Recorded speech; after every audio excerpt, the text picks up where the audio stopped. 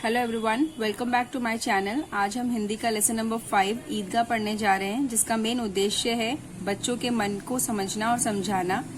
इसमें ये बताया गया है कि ईद और अन्य जो भी त्योहार हमारे देश में मनाए जाते हैं उनका क्या महत्व होता है। मेन उनका महत्व ये होता है कि परिवार के सदस्यों की में जो आपसी प्रेम और आदर का भाव है वो बना रहे, और बच्चों को भी ये समझ आना चाहिए कि बड़ों की हमें कैसे इज्जत करनी है, उनको कैसे सम्मान देना है, उनको ये भी सिखाना है। तो चलिए हम इसे शुरू करते हैं। अभ्यास के लिए कुछ शब्द दिए गए हैं: आंसू, दीर्घायु, दृष्टि, बूढ़ी, फर्श, मिट्टी, रेवड़ियां, पंक्तियां, भातत्व, प्रतीक्षा, त्योहार। ये कुछ कठिन शब्द हैं जो कि मैंने आपको पढ़ के सुनाए हैं। आपको इनको रिपीट करके अच्छे से समझना है। तो चलिए हम पाठ शुरू करते हैं। रमजान के इस दिन में पूरे 30 रोजों के बाद ईद आई। कब आती है ईद? रमजान के जब पूरे 30 दिन पूरे हो जाते हैं रमजान के महीने में, और उसके रोजों के बाद ईद आती है। वातावरण मनोहर और खुशनुमा है। खेतों में कुछ अजीब रौनक है। आसमान पे कुछ अजीब लालिमा है। आज सूर्य देखो कितना प्यारा, कितना चमकीला है, मानो संसार को ईद की बधाई दे रहा हो। गांव में कितनी हलचल है। ईदगाह जाने की तैयारियां हो रही हैं। बच्चे सबसे अधिक प्रसन्न हैं। इसमें पाठ में बताया गया है कि लोग ईद की तैयारी में लगे हुए हैं। सब लोग, जो वातावरण है, आसमान है, सूरज है, वो बहुत ही चमकीला है, अच्छा लग रहा है। लोग प्रसन्न हैं, खुश हैं। लोगों में हलचल हो रही है। गांव में सब लोग तैयारियों में जुटे हुए हैं ईदगाह जाने की, नमाज पढ़ने के लिए। और बच्चे भी अधिक प्रसन्न हैं। बच्चे क्यों प्रसन्न हैं? क्योंकि उन्हें पता है कि वो लोग वहां जाएंगे और मेले में अपने लिए बहुत सारे खिलौने, चीजें, अपने पसंद की चीजें खरीदेंगे, मिठाइयां खाएंगे। तो इसलिए बच्चे अधिक प्रसन्न हैं। सभी बच्चों की तरह हमीद भी बड़ा प्रसन्न है। वह 4-5 साल का दुबला पतला लड़का है। हमीद के बारे में बताया गया है। एक लड़का है जो कि 4-5 साल का है और बहुत ही दुबला पतला है, जिसके माता पिता का कुछ वर्ष पहले देहांत हो गया। कुछ वर्ष पहले मीन्स 1-2 साल पहले देहांत हो गया। देहांत मीन्स मृत्यु हो गई। हमीद अपनी बूढ़ी दादी अमीना की गोद में सोता है और अपनी वो बूढ़ी दादी के साथ रहता है, उन्हीं के साथ सोता है और उन्हीं के साथ ही वो रहता है। अमीना का मन आज उदास है, यह सोचकर कि गांव के बच्चे अपने अपने माता पिता के साथ ईदगाह जा रहे हैं। लेकिन हमीद का बूढ़ी दादी अमीना के अलावा है ही कौन? उसे अकेले मेले कैसे जाने दूं? उसे भीड़ भाड़ में कहीं हमीद खो ना जाए तो क्या होगा? नन्ही सी जान है, 3 कोस पैदल कैसे चलेगा? पैरों में छाले पड़ जाएंगे। पर हमीद के उत्साह का क्या करूं? उसकी जो दादी थी वो बहुत परेशान हो रही थी, और उसका मन भी था कि मेरा बच्चा जाए, मेले घूमे, पर उसको ये देख सोच के उसको ये परेशानी हो रही थी कि वो इतनी दूर कैसे पैदल चलेगा। उसके पैरों में छाले पड़ जाएंगे। यदि उसके अम्मी अब्बू होते तो उसको साथ लेके जाते, कंधे पे बिठाते। वो ये सब सोच रही थी कि बाकी सारे बच्चे अपने माँ बाप के साथ जा रहे हैं वहां पे, और मेरा जो बच्चा है हमीद, वो बेचारा अकेले कैसे क्या करेगा? मैं कैसे उसको भेजूं? और कहीं गुम हो गया तो मैं क्या करूंगी? इसके अलावा मेरा इस दुनिया में कोई नहीं। तो वो ये सब सोच के परेशान हो रही थी। अधिक पैसे भी पास नहीं है। क्या कुछ करके वह कुल 3 पैसे हमीद को देने के लिए जुटा पाई है। हमीद भीतर जाकर कहता है, तुम डरना नहीं अम्मा, मैं जल्दी ही आ जाऊंगा। गांव के अन्य बच्चों के साथ हमीद भी मेला देखने चल दिया। कभी सब के सब दौड़कर आगे निकल जाते, कभी किसी पेड़ के नीचे खड़े होकर साथ वालों की प्रतीक्षा करते। अचानक ईदगाह पर दृष्टि पड़ी। ऊपर इमली के घने वृक्षों की छाया, नीचे पक्का फर्श जिस पर बिछायत हो रही है। रोजेदारों की पंक्तियां एक के पीछे एक न जाने कहां तक चली गई। यह दृश्य ऐसा लग रहा था मानो भातृत्व भाव का एक सूत्र इन समस्त आत्माओं को एक लड़ी में पिरोए हो। इसमें बताया गया है, उसके पूरा उल्लेख किया गया है ईदगाह का, कि वहाँ पे क्या माहौल था जब वो लोग वहाँ पे पहुंचे। सभी लोग थे वहाँ पे। एक इमली का पेड़ था, पक्का फर्श था नीचे, वहीं सभी लोग अपनी अपनी दरियां बिछा रहे थे। जिन्होंने रोजे रखे हुए थे वो सारे लोग अपनी पंक्तियों में एक के पीछे एक बैठते जा रहे थे अपनी दरिया बिछाकर वहां पे बैठते जा रहे थे। और जो ये दृश्य देख के उसको इतना अच्छा लग रहा था जैसे एक भाईचारे का एक समस्त, मतलब जो लोग थे सभी ऐसा लग रहे थे देखकर कि सब लोगों की आत्माएं एक दूसरे में जुड़ी हुई हैं, एक दूसरे से के साथ हैं, सभी एक लड़ियों में पिरोए हुए हैं। इस तरीके से उन सबको देख के ऐसा लग रहा था। सबने मिलकर एक साथ नमाज पढ़ी। लोग आपस में एक दूसरे के गले मिले। बूढ़े बड़े बच्चे सभी मग्न हैं। उधर दुकानों की कतार लगी है। तरह तरह के खिलौने हैं। मिठाइयां और खिलौनों की दुकानों पर बच्चों ने धावा बोल दिया। कहते हैं जब वहां पे जब नमाज पढ़ ली गई, सब कुछ जब हो गया, तो वहां पे सारे बच्चे एक दूसरे के, बूढ़े बच्चे सभी लोग आपस में एक दूसरे के गले मिलने लग गए। छोटे बच्चे जो थे उनका आशीर्वाद लेने लग गए, उनसे गले मिलने लग गए। और जो दुकानें थी उनकी बहुत लंबी लाइनें लगी हुई थी और बच्चों ने सीधा वहां से जाके दुकानों पर धावा बोल दिया। मीन्स वहां पे जाके भीड़ लगा ली, जमघट अपना वहां पे जोड़ लिया जाकर कि उनको जिसको क्या क्या लेना था सब लोग अपने अपने पसंद से खिलौने लेने शुरू कर दिए। जो महमूद था, महमूद सिपाही लेता है, मोहसिन कश्ती लेता है, अनवर मिट्टी का हाथी लेता है। सब खिलौने 2-2 पैसों के हैं। खिलौनों के बाद मिठाइयों की बारी आती है। किसी ने रेवड़ियां ली, किसी ने गुलाब जामुन। सभी मजे से खा रहे हैं। जो सभी बच्चे थे सबने अपनी पसंद की चीजें ली और मिठाइयां खाई। उसके बाद वहीं पर लोहे की एक चीजों की दुकानें भी थी। वहां पर तरह तरह के चिमटे बिक रहे थे। हमीद लोहे की दुकान पर रुक जाता है। उसे ख्याल आया, दादी के पास चिमटा नहीं। रोटियां सेकते समय दादी का हाथ जल जाता है। अगर वह चिमटा दादी को लेके दे दे तो वह कितनी खुश होगी। फिर उसकी उंगलियां कभी नहीं जलेंगी। खिलौनों से क्या फायदा, जरा सी देर की तो खुशी होती है, फिर तो कोई उनकी ओर आंख उठाकर भी नहीं देखता। कई तो घर पहुंचते पहुंचते ही टूट के बराबर हो जाएंगे। मन को समझाते हुए हमीद ने दुकानदार से पूछा, यह चिमटा कितने का है? दुकानदार ने 5 पैसे बताए। दाम सुन के हमीद का दिल बैठ गया। हमीद ने धीरे से कहा, ठीक ठाक बताओ, 3 पैसे में दोगे? दुकानदार ने कहा, ठीक है, ले लो। हमीद ने 3 पैसे देकर चिमटा खरीदा और चिमटा देख के खुशी से ऐसे झूमने लगा जैसे मानो उसे कोई खजाना मिल गया हो। हमीद चूमता हुआ उसे अपने घर पहुंच गया।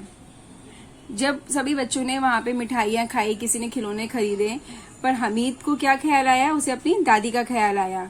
उसको ख्याल आया कि जब मेरी दादी वहां से जब रोटियां बनाती है मेरे लिए तो उसका हाथ तवे पे जल जाता है और वो फिर भी वो बिना चिमटे के काम करती रहती है। तो उसको ख्याल आया कि क्यों ना उनके लिए मैं ये चिमटा खरीद लूं। और खिलौनों से क्या फायदा, वो इतना समझदार था, इतना छोटा सा बच्चा, 4-5 साल का जो वो बच्चा था, उसको इतना ख्याल था कि अगर जो मैं कोई खिलौना लूंगा, लेके घर जाऊंगा, तो उससे क्या फायदा, वो थोड़ी देर में टूट जाएगा, हम लोग उसको देखेंगे भी नहीं। आप लोगों के घर में भी टॉयज होंगे, खिलौने होंगे, आप लोगों ने कितनी दिन तक उनसे खेला होगा। खुद ही आप लोग इस बात को याद करिए कि आपने उस टॉय से कितने दिन तक खेला। तो इसीलिए वो बोला गया, उसने बोला कि अगर जो मैं खिलौना खरीद भी लूंगा तो वो तो टूट जाएगा, थोड़े दिन बाद मैं उसे देखूंगा भी नहीं, कई क्या पता घर मतलब लेके जाते ही टूट जाए। तो वो समझदार था, तो इसने अपनी दादी के लिए एक चिमटा खरीदा और उसे बहुत खुशी हुई जब उसने वो खरीद लिया। तो उसे चूमता हुआ खेलता कूदता अपने घर पहुंचा। तो चलिए आगे पढ़ते हैं। अमीना उसकी आवाज सुनते ही दौड़ी और उसे गोद में लेकर प्यार करने लगी। सहसा हामिद के हाथ में चिमटा देख के और वह चौंक गई। यह चिमटा कहाँ से ले आया? मैंने खरीदा है। कितने पैसे में? 3 पैसे में। अमीना दादी बोली। दोपहर हो गई, ना कुछ खाया ना पिया, 3 ही पैसे थे, उनका भी चिमटा खरीद लाया। हामिद बोला, रोटियां सेकते समय आपकी उंगलियां तवे से जल जाती थी, इसलिए मैंने चिमटा खरीद लिया। दूसरों को खिलौना लेते और मिठाइयां खाते देखकर इसका मन कितना ललचाया होगा, लेकिन इसे वहां भी अपनी बूढ़ी दादी का इतना ध्यान रहा। यह सब सोचते हुए अमीना गदगद हो गई और हमीद के त्याग को देखकर उसकी आंखों में आंसू बहने लगे। अमीना हमीद को गले से लगाते हुए दुआ देती है, हमेशा खुश रहो, दीर्घायु रहो। इस पाठ से हमें क्या शिक्षा मिलती है? इस पाठ से हमें यह शिक्षा मिलती है कि त्योहार खुशियों का स्रोत है। मतलब जो त्योहार आते हैं तो वो खुशियां लेकर आते हैं। यदि किसी के अंदर मनमुटाव है, किसी के मन में, या किसी से लड़ाई झगड़ा है, कुछ भी है, पर त्योहार जब आते हैं तो सब लोग एक हो जाते हैं, सारे अपनी गलतियां, दुश्मनी सब भूलकर मिलजुल कर त्योहारों को मनाते हैं। तो इसलिए त्योहारों को खुशियों का स्रोत बताया गया है। ये जो कहानी थी मुंशी प्रेमचंद जी के उपन्यास की एक स्टोरी थी ये, जो कि हमने पढ़ी। अब इसके क्वेश्चन आंसर, ये कुछ शब्दार्थ हैं ये। रौनक, चहल पहल, प्रसन्न, खुश, दृष्टि, नजर, ख्याल, विचार, फायदा, लाभ, गदगद, खुश। शीतल, ठंडा, प्रतीक्षा, इंतजार, समस्त, सारा, मगन, लीन, दीर्घायु, लंबी आयु, भातृ, भाईचारा। तो ये हो गए शब्दार्थ। अब ये कुछ मौखिक प्रश्न है, सोचिए और बताइए। ईद के दिन कैसी चहल पहल थी? ईद के दिन तैयारियां करने की चहल पहल थी। अमीना कौन थी? अमीना हमीद की दादी थी। बच्चों ने क्या क्या खिलौने लिए? बच्चों ने सिपाही, कश्ती और मिट्टी का हाथी लिया। हमीद ने मेले से क्या खरीदा? हमीद ने मेले से चिमटा खरीदा। तो ये हो गए मौखिक प्रश्नोत्तर। नेक्स्ट है लिखित पाठ ज्ञान। किसने कहा? तुम डरना नहीं अम्मा, मैं जल्दी आऊंगा। हमीद ने। यह चिमटा कितने का है? हमीद ने। ठीक है, ले लो, दुकानदार ने। ये चिमटा कहाँ से लाया? अमीना ने कहा। नेक्स्ट है आपके दिए गए शब्दों की सहायता से खाली स्थान भरिए। गांव के अन्य बच्चों के साथ हमीद भी मेला देखने चल दिया। रोजदारों की पंक्तियां एक के पीछे एक न जाने कहां तक चली गई। मिठाई और खिलौनों की दुकान पर धावा बोल दिया। हमीद के पास कुल 3 पैसे हैं। रोटियां सेकते समय दादी का हाथ जल जाता है। दिए गए वाक्यों के सामने सही या गलत का चिन्ह लगाइए। रमजान के पूरे 20 दिन के बाद ईद आई है। गलत। 30 दिन के बाद रोजे, रमजान के 30 दिन के बाद रोजे के ईद आती है। हमीद अपनी नानी माँ के पास ही रहता है। गलत। दादी के पास रहता है। ईद के दिन अमीना का मन उदास है। सही। अनवर अपनी दादी के लिए चिमटा लाया। गलत। हमीद लेके आया था।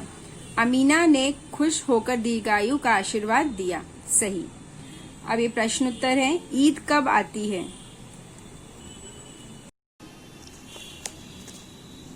रमजान के महीने में पूरे 30 रोजों के बाद ईद आती है।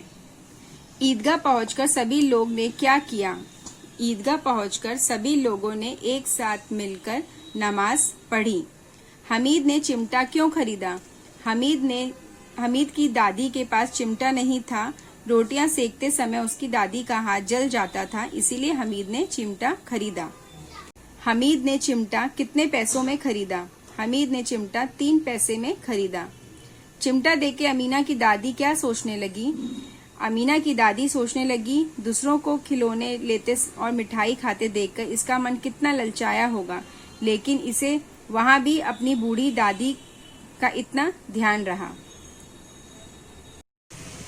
अब ये प्रश्न उत्तर हो गए। अब ये नेक्स्ट है, अनेक शब्दों के लिए एक शब्द से मिलान करिए। जिसके आने की तिथि ना हो, अतिथि। जो गाना गाती है, गायिका। जो अभिनय करती है, अभिनेत्री। जो दूसरों को हंसाता है, जोकर। जो विद्यालय में पढ़ाए, अध्यापक। जिसे प्यास लगी हो, प्यासा। नेक्स्ट है संज्ञा। सही भेद पर सही का चिन्ह निशान लगाइए। मेज। मेज क्या है? व्यक्तिवाचक है, जातिवाचक है या भाववाचक है? जातिवाचक। बोतल व्यक्ति, जाति व भाववाचक, जातिवाचक। आगरा व्यक्तिवाचक, हंसी भाववाचक, बचपन भाववाचक, खुशी भाववाचक। दिए गए शब्दों के बहुवचन लिखिए। थाली, थालियां। रोटी, रोटियां। नदी, नदियां। कली, कलियां। साड़ी, साड़ियां। नेक्स्ट है, दिए गए शब्दों का वाक्य प्रयोग कीजिए।